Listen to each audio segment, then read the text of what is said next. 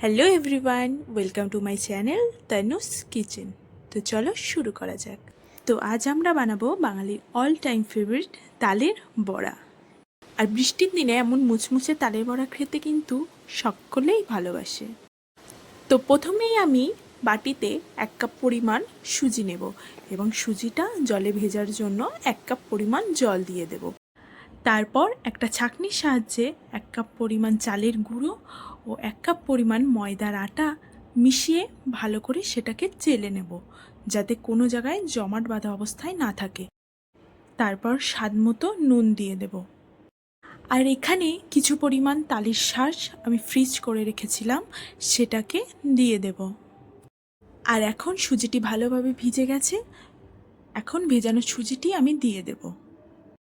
আর এখন আমি স্বাদ অনুযায়ী চিনি দিয়ে দেব, তোমরা তোমাদের স্বাদ অনুযায়ী কম বেশি দিতে পারো। আর এখন আমি 2 চামচ গুঁড়ো দুধ দিয়ে দেব, যেটি দিলে স্বাদ দ্বিগুণ বেড়ে যাবে। এখন সবগুলো মাখিয়ে 30 মিনিট ঢাকা রেখে দেব। এরপর তেল গরম হয়ে গেলে একে একে গোল আকারে বড়াগুলি গরম তেলে ছেড়ে দেব। সবসময় মিডিয়াম টু লো ফ্লেমে ভাজার চেষ্টা করবেন, তাহলে বড়াগুলো ওয়েল কুকড হবে এবং পুড়বে না। এবং গরম তেলে ভাজার সময় বারবার নাড়তে থাকবেন, তাহলে বড়ার কালারটা পারফেক্ট আসবে। দেখুন বড়াগুলো কি দারুণ ফুলে গেছে। এরপর একটি ছাঁকনির সাহায্যে বড়াগুলো তুলে নেব, তাহলে বড়ার অবশিষ্ট তেলটুকু ঝরে যাবে এবং সেগুলোকে একটি পাত্রের মধ্যে রেখে দেব এবং অবশিষ্ট বড়াগুলো ভেজে নেব। দেখুন দেখতে অনেকটা গোলাপ জামুনের মতো লাগছে না?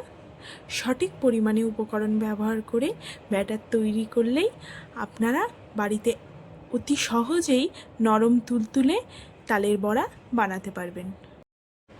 দেখুন কেমন নরম স্পঞ্জি হয়েছে তালের বড়াগুলো।